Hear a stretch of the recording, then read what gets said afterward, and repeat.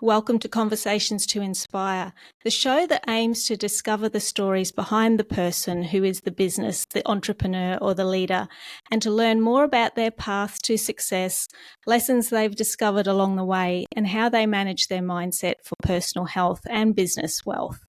I'm your host, Kim Adams, and I draw on my background in psychology and organisational performance improvement to explore ideas, strategies, and inspiration for greater self-awareness, psychological well-being, and confidence in business and in life.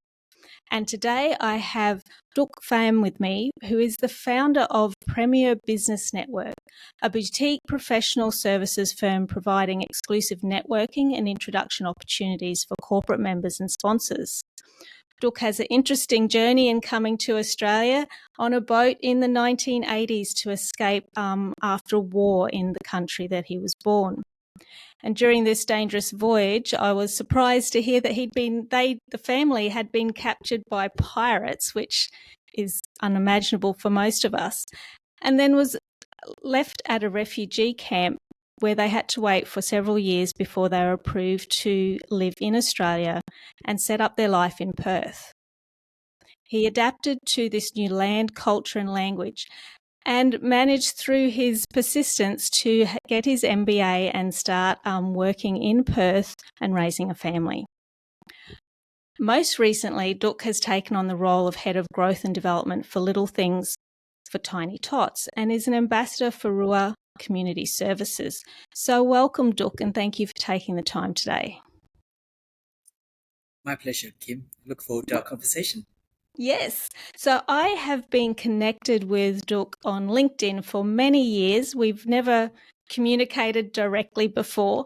But when I was looking for guests for this podcast, I was really keen to talk to people who had changed careers or had interesting changes in their careers, because I think a lot of people want to make change and have the courage to make change in their life. And the other reason that I wanted to speak with Duc, or that he stood out to me, is his amazing sense of style. If you check out his LinkedIn profile, every photo, I love his style and fashion, and that's of an interest to me. So he did stand out, and we'll talk a little bit about personal branding today. But first, Duc, I'd like to ask you a little bit about where you are now in terms of the Premier Business Network, and what inspired you, or what did you see was the gap that inspired you to start that network back in, was it 2017? That's right. So in 2015, I left Perth with my young family to go to Melbourne. We spent 2.5 years there, and I was predominantly in sales and sales management roles. Loved Melbourne, but had to come back to Perth for family reasons. And on the way back, I thought to myself, look, I'm reaching middle-aged. If I don't have my own business, I'm going to live a pretty miserable existence. So, I guess in hindsight, that concept came to my head whilst I was on the airplane just before it landed in Perth. So we landed. I got the family settled down, and then I registered the business and got all the marketing collateral in place. And I was off. I guess it was. I had a passion for connecting like-minded people, because I went to so many networking events in Melbourne, and what I enjoyed the most about them was the opportunity to meet people and ultimately connect them, because I knew that they would do wonderful things together. So that, in essence, was the. So PBN was created out of my passion, and I took a bit of a risk. I wanted to make it invitation only, and I knew who I was looking for: successful entrepreneurs who were professional, progressive, and engaging, because these were the attributes that people had, and these were the people that I really enjoyed interacting with and engaging with throughout my whole career. Yes, so you really narrowed down your niche, I guess, or your target audience, which, like you say, is taking a risk. And as an entrepreneur or anyone who has their own business, we're all counseled to niche down, be very targeted, but it can be a little scary doing that because there's that feeling of, am I limiting my options? Did you sort of go through those thoughts about opening it up larger and potentially having more people, or the benefits of restricting the access? Well, I took a big risk because Yeah. I knew that Perth is a small market. The Melbourne market, in terms of registered businesses, is about 3 times bigger than Perth, maybe even 4 times. Um, so I had no. It was, I guess you could say, it was kind of like blind faith, um, Yeah. and it was the only way for me to get to build a community that and surround myself with people who I really admired and found inspirational. So, because we're invitation only, I've never our growth has only been organic because I can't. We've never sold, advertised, or market. I've never gone approach a business owner that I don't know and say, "Do you want to join PBN?" So there's a bit of a vetting process before I meet with them and ultimately invite them to come on board if they're the right fit for PBN. So if we don't advertise, market, or sell anything, then what do we do? Well, we have a structured platform in terms of social media engagement. It says we educate, inform, engage, and inspire. My team, they do the educating and informing bit, and I do my best to engage and inspire. Um, and mostly using our social media platforms like LinkedIn, and that creates interest in PBN. Uh, what people are intrigued. What are we? What do we stand for? Um, how come our events look so amazing? And they want to be involved. And that is how we've grown the business organically. That sounds amazing, because networking events that I've been involved in the past, and I haven't been involved in a lot, I've often found them a little bit awkward as a bit of an introvert. That whole networking, I really see the benefit, but it can be challenging to get out there. But I have seen in the past networks have fallen by the wayside a little bit, because so many people go and they want to get value, but the value isn't there. So it sounds like you focus very much on the value as opposed to building the biggest network possible. Most definitely, it's we're about quality, not quantity, and value is the core of what we deliver for our members, and we have to do that year on year. We 6 years, 6.5 years into it now, because for our members to decide to renew their membership or sponsorship, they need to see value, and for business owners, value means different things. A lot of our business, our entrepreneurs, they love being in a community of like-minded people because they learn from them. For some people, it's the revenue, the Mm-hmm. referral. Um, but I guess for the majority of our members, they are there to build long-term relationships because they know that if you do it right, business happens organically. And that's the Yes. magic word with PBN. It's organic, it's effortless, and there's great value in that. And I think then it becomes very genuine, doesn't it? Because if you're there simply passing your business card around or talking about what you're selling, it becomes a little bit it can feel icky sometimes in those networking situations, whereas this sounds like it's more of a genuine getting to know each other and sharing the value and being inspired by maybe what others are doing that you can you know replicate in your business. Yeah, Yeah. look, we don't have card ninjas because Good. they'll get pulled up if they did that, but we don't have card ninjas. I rarely see an exchange of business cards, and our members only give out business cards when it's asked for. And look, if you're a successful entrepreneur, being a card ninja is a very transactional thing to do, and it Yes. often burns bridges. And I've Yes. seen it in play. So yeah, our members know that of course, in every interaction engagement, you always put your best foot forward, um, and you have honorable intentions, and you can't go wrong, can you? What do you think are some of the tips or the what you've learned around building those connections with other people? What are the important things that people need to even think about in how they even not in necessarily in a networking situation, but how do you build connection with other people? Because that seems something that you put a lot of, you see that as really important. I'm totally invested in that whole process. Well, it's about actually taking a long, hard look at yourself, because ultimately you need to identify what your values are. And once you identify and it becomes more crystallized, then you know that you want to be aligned, you want to connect with people whose values align with yours. And you with networking, you have alignment of values and also alignment of synergies. Mm-hmm. And when those two are in that equation, then business happens organically. Yes, yeah. And I think that's so important, especially if for people who are solopreneurs or very small businesses where you are the business. So your personal values, your personal brand is also your business brand.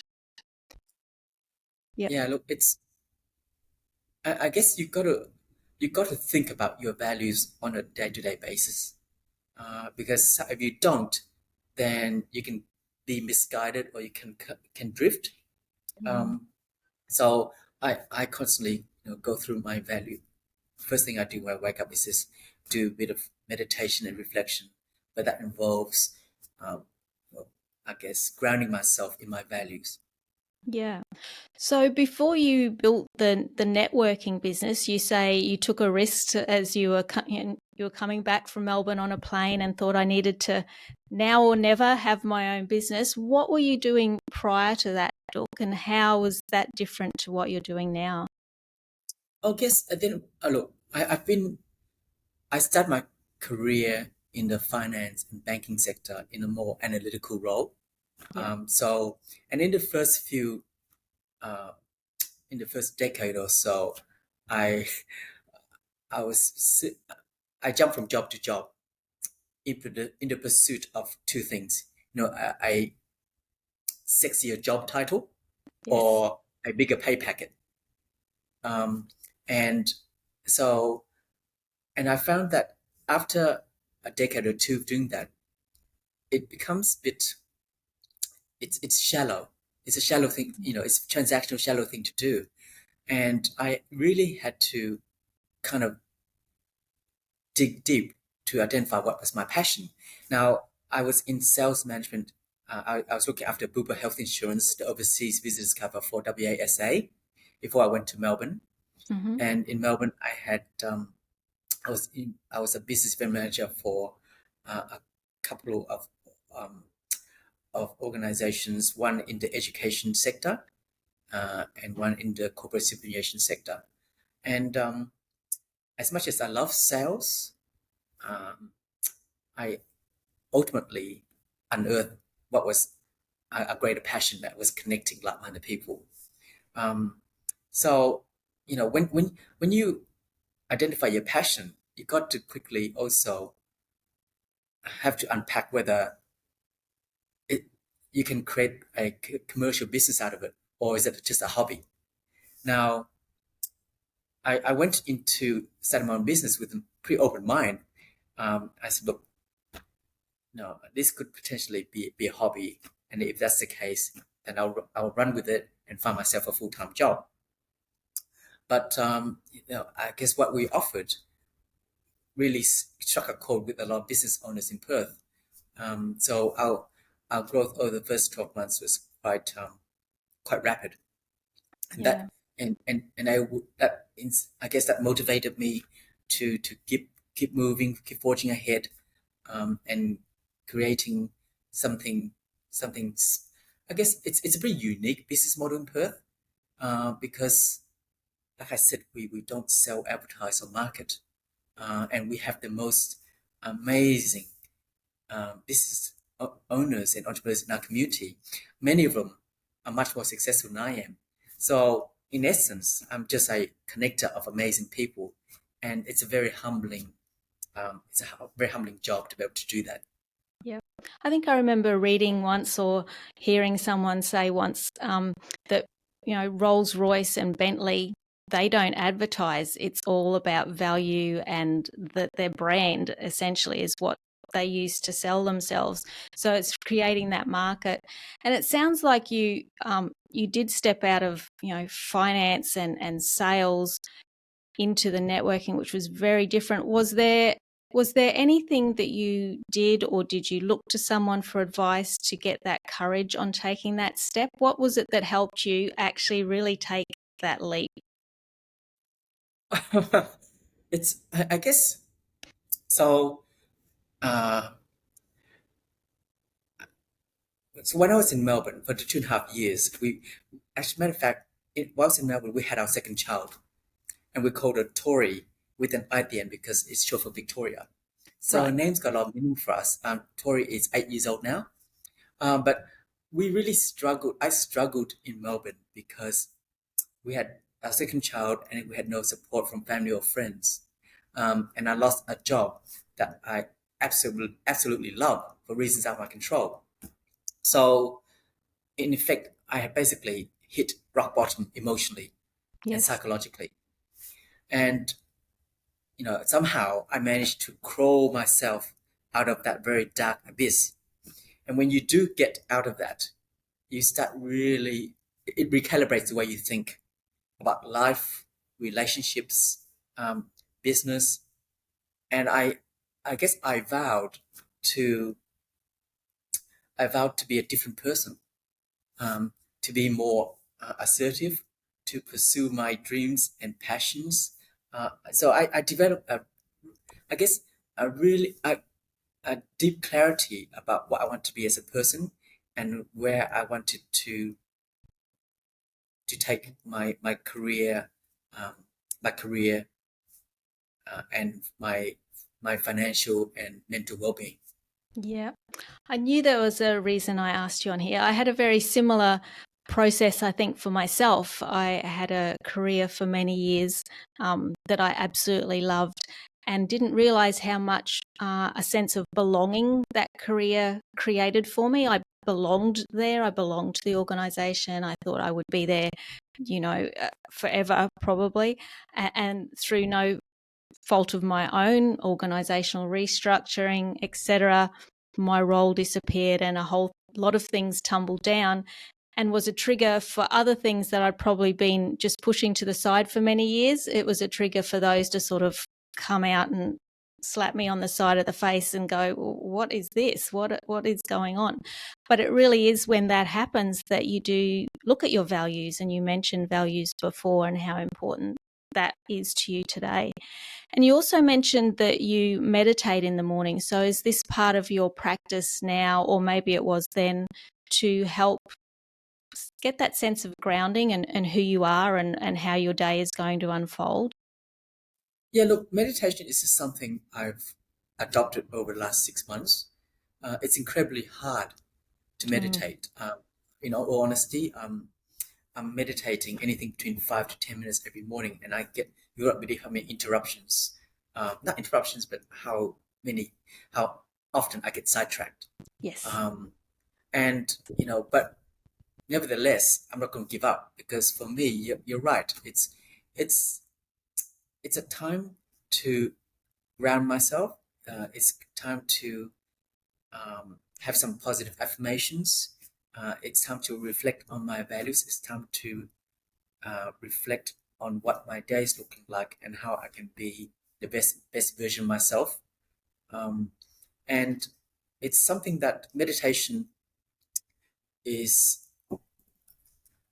It's hard to look. It will take years for me to master. And so at times I want to give up and just do something else. But I find that after having 10 minutes of just self reflection and just, uh, I guess, in deep thought, it's, yeah, I can't go back. It's Yes. something I want to work on and develop. Meditation definitely is. It's been something I've dabbled with, I think, most of my adult life. And it does take years, and I still find it difficult. And I think that's where a lot of people can get stuck with meditation, is thinking, one, it's going to be easy because I just have to sit and not think. And then to realize that actually thinking is, your brain just heads off in all sorts of directions. But I think for me, part of the lesson there is the self-compassion that comes with that, because it's very easy to go, oh gosh, I'm hopeless. I'm, thinking about my to-do list, and I'm just going to give this up because it's not for me. But you're right. It just provides that little space, that start of the day. Are there other things that you incorporate in your life to help manage, your busy schedule? Because we'll talk about a few of the other roles you have in a moment, but you have multiple roles all happening at once, it seems. So how do you manage that? Well, my focus is value and prioritizing. I think for me, it's about I'm always interested in working on the business, and if I'm working on the business, I need to be involved in a high level, high impact role, whatever it is I'm doing throughout the day, and that's how I prioritize my activities and tasks. It's whether first of all I can outsource that to someone on my team, or and if that's the case, then where the value and impact is. So delegating, prioritizing. Yeah. Yeah, so it sounds like there's that balance of the mindset, which is your meditation and trying to connect in with your values every day, and then the more practical stuff of how do I delegate or delay or delete stuff from your day so that you make sure you prioritize the right things. Yeah, I think I see a lot of business owners working in the business. They have a relatively successful business, but by the nature of the business, they have to work on it. For example, if they're an accountant or an IT operator, that's their comfort zone. They're working in it with their team, and they're growing it organically. But if you want to scale the business, then ultimately you need to work on the business so you can maximize all the potential connections and opportunities that are in front of you. Do you think it's sometimes that people who are their business, their skill set is the business, there's that bit of wanting to contain control of things, and letting go of control is one of the lessons in order to be able to have a little bit more freedom with your business or with your life? Oh, I think it's fear of the unknown, Yes. because when I talk to business owners about, for example, an accountant who runs their firm, when I talk to them about stepping out of the business and working on it, they have no idea what that works like, because their comfort zone is just crunching those numbers, smashing out those tax returns, those financial statements, and they don't know what that looks like, and that fear factor is so big that it's just not worth going there for them. Yep. But there are business owners who make the tough decision to try and commit to that process, and they're the ones who make great strides in growing their business in the right way, in a sustainable way. That makes me think of the difference between a manager and a leader, or between someone who is, a member of the team and a really good member of the team, but that doesn't necessarily mean you're going to be the good leader of the team. Sometimes, some people really like to stay in the doing of the business, and that's fabulous, because we need people who love their skill set and who love their profession, and other people can step out of that skill set and be the leader of the team. It's sort of that difference of being the team member or being the team leader. Yeah, that's a great topic you've raised, because in a lot of conversations with people that I have, I'm often asked, how have you achieved your success? And I tell them pretty much two things. First of all, I've learned to be three things, sorry. First of all, I've learned to be very assertive. Mm-hmm. And it's not about being rude or disrespectful, but it's about going for after you want in a polite, respectful, and firm manner. The second thing is valuing my time and making sure that people who I interact with understand the value as well. Yes. Yep. See, and yeah, the third thing is making sure that I'm doing, you know, I'm doing this. I'm working on the business, and anything that any, I guess, weaknesses or flaws that I may have, then I outsource that, because they call it, you got to always be working in your purple patch. And I'm very much invested in that concept. Yeah. Do you And think my purple patch is developing relationships. that's yep. That's your zone of excellence. That's what comes naturally to Yes. you, and also what you've got the skills. Do you think some of the the persistence and the vision and the willingness to actually really step out of your own comfort zone came from your childhood and, going through what you and your family went through to come to Australia and adapt to the new culture? Was that sort of setting the groundwork for that focus? Look, I have I have very bad memory. So I guess I can recall certain experiences in my childhood, but I Yes. wouldn't say, I guess, it's made me the person I am. I think what happened in Melbourne was the biggest catalyst. Yes. And the mindset I have in everything that I do is I take a leadership stance. So everything I do, if I'm going to a meeting or I'm heading up a project or running an event, I'll always take a leadership stance, because then you end up, you're not running around chasing your tail and going around in circles. Now, there's a risk taking a leadership stance, that is, you can fall and fail. Mm. But I'm comfortable with that risk. It sits well with me as long as I learn from it. Yes. If I haven't learned from it, then I'm ultimately very disappointed in myself. So it's not failure, it's a learning opportunity. And I think we've all heard that. It's learning to be able to actually sit in that zone of feeling a bit uncomfortable and actually going that it isn't a failure, it is an opportunity to learn and move on. But I think so many of us are worried what other people will think of us if we fail. Is that something that you've learnt to manage those fears or uncomfortableness as well? Definitely, in the first, I would say the first 4 or 5 years of having PBN and being appointed as ambassador for charity, it's very humbling, because these roles are pretty high profile. Um, what I developed initially was imposter syndrome, Mm-hmm. um, and it's very real, and it's something that not many people can relate to unless they're in a similar position. But yeah, and overcoming imposter syndrome for me took a few years. Mm-hmm. Um, and how I overcame it was like, I guess when I achieved something, I wasn't satisfied. I just kept striving and kept achieving, and after a while, all those achievements kind of add up, and you have more confidence in your abilities.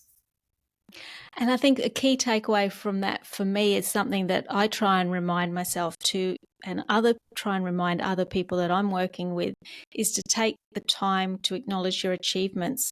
Because I think if you are someone who achieves and you are someone that puts yourself out there, you achieve and then you move on to the next goal. And so many of us don't take the time to actually stop and appreciate what we've achieved before we move on to the next goal. Yeah. I have Yeah. to admit, I was terrible with that over the first 4 or 5 years. It's only recently that I've come terms with the concept of self-compassion, um, and I've had taken time to reflect on my achievements. But I think it's a bit of a cultural thing where if you're coming from an Asian background, then you're expected to be show a lot of humility and be Mm-hmm. humble. Mm-hmm. So I don't take praise too well. Yep, yep. One of my other guests, a female entrepreneur, I interviewed her a couple of weeks ago. She was talking also about that and the Australian cultural phenomenon of the tall poppy syndrome as well, and how Australians don't necessarily take well to people who stick their head up and show their success, so to speak. So that probably interplays as well. That's never really, I guess, Not for concerned not. me Yep. since that foundation experience in Melbourne. Um, I think if I'm living up to my values, Yes. then that's that's most important thing to me. Um, and yeah, I think anything outside of that is not a priority. So it sounds like your success is that combination of actually having the skill set, but it's also the mindset that goes along with that that allows you to continue to grow and develop as a business person and as yourself. Well, success it's a very relative concept, and Yes. for me, from day one, I deem my actions and achievements to be successful if I'm having a positive impact on someone's life, one Mm, person or group. And I think, and I can tick, I guess personally, I can tick off that box because I think I've managed to do that through my achievements, not only in business, but also in the charity, not-for-profit sector as well. yep. That's my other passion. Yes. So you're now working as an ambassador for where are you working as an ambassador for, Dook? Rua. So I was the ambassador for Food Bank for 4 years, Yes. and in February I stepped down. I'm now ambassador for Rua, and Rua provides domestic violence and homelessness services. So you help promote what they're doing in the broader community. Yes, I raise awareness, advocate, and support their activities. Rua is building a what's called the Rua Center for Women and Children. It's a kind of like first in Australia, and it's a 7-story facility that's under construction. It'll be finished this time, actually probably in April next year. But it's an amazing project that will enable a lot of women and children experiencing domestic violence to heal, recover, and start making decisions to, I guess, to begin to start thriving. Yeah. And to be part of that is incredibly part of that project is incredibly rewarding.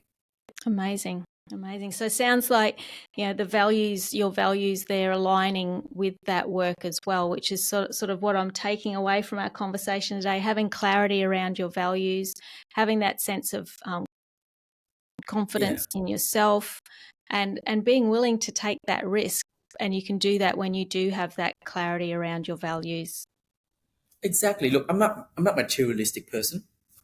So when you're not obsessed about collecting uh, items like cars and houses, you got to really unpack what is it, What is what's important? your legacy here? What's your Yeah. legacy? So my values or my mission is three. It's based on 3 pillars. The first one is to grow and develop as a person each day. Mm. The second one is to be giving back to the community, and I do that through my ambassadorship. And the third one is to inspire others. Now, as long as I'm achieving those three goals every day, I'm a happy man. Well, you That's beat when me. you unpack Duke, and where I'm at right now. Those are the 3 things that Three matter to things. me.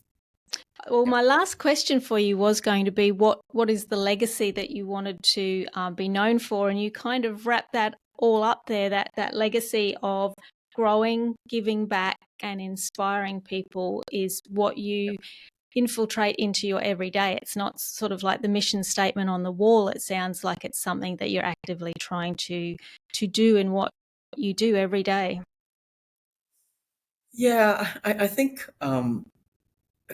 I've always been kind of focused on those three things over the last few years, and I guess if as long as I'm achieving my personal goals with those three things, then I guess and of course looking after my family, then that is what makes me happy. Now my priorities could change in the next year or two, but I think those three missions or values, whatever you call it, um, I consider them to be quite And they're values that can noble move. pursuits.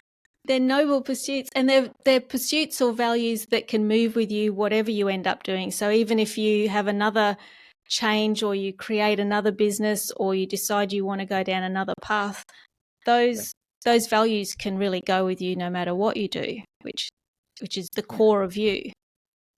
Well, I think the hardest thing to do as a person is to, I guess, self-reflect, reflect on your actions, behavior, and seek improvement. It's incredibly hard because it's not pretty. You know, you're diving deep, and there's a lot of yucky stuff there. But you got to work through it, and you got to be persistent. And when you achieve that to a certain degree, then for me, it's kind of it's very rewarding. And It's hard work. it is, and it's something I know that I've gotten stuck in, the wanting to know about myself more, wanting to create more self-awareness, which is kind of the first part of the equation.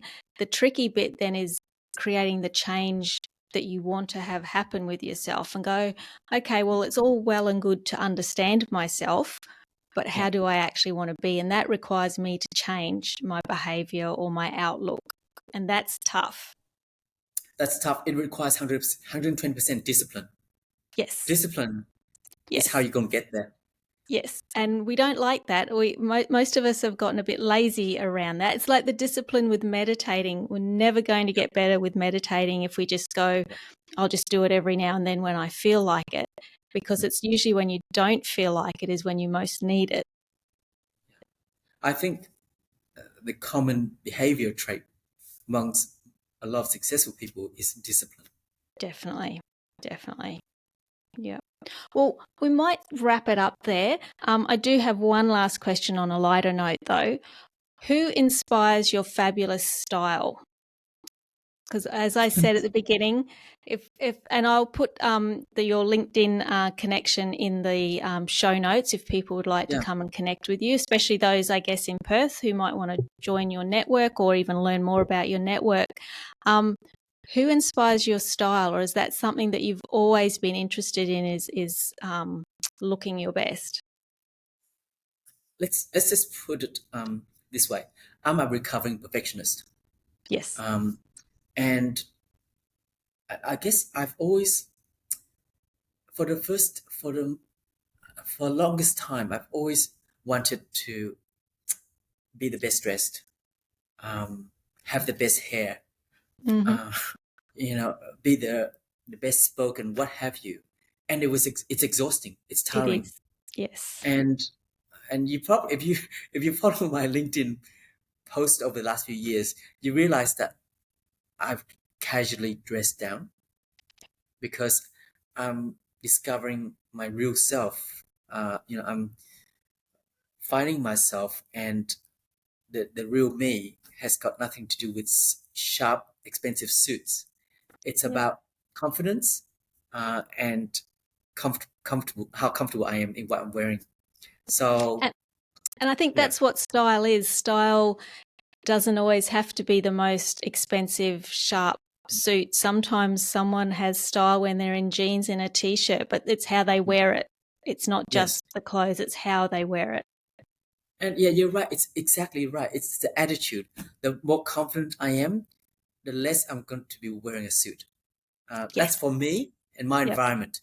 Perth it's a pretty laid back, casual city. Now, when I was in Melbourne, I Oh, was different. I was dressed up and I felt great. And you But probably Melbourne, had a lot of black suits. yes, three Melbourne piece tends to suit. be very black. Yes, Yep. yes. Yeah. So that in a nutshell is how I found my style through my confidence. Yeah. Well, thank you so much, Dook. Thank you for taking the time today. And I will leave your LinkedIn connection on the show notes. So, should people want to connect with you, is there anywhere else that you would like people to come and see the work that you're doing? Is there a website, or where can people find you? Yeah, they can find me obviously on LinkedIn. That's our biggest platform. Yep. But if you want to know what Premier Business Network is about, go to our website. It's premierbusinessnetwork.net.au. And yeah, if you have any questions, please send me a message on LinkedIn, and I will send you a reply in due course. Wonderful. Well, thank you, Dook, and have a wonderful day. Thank you, Kim. Appreciate it. Okay, stop recording now.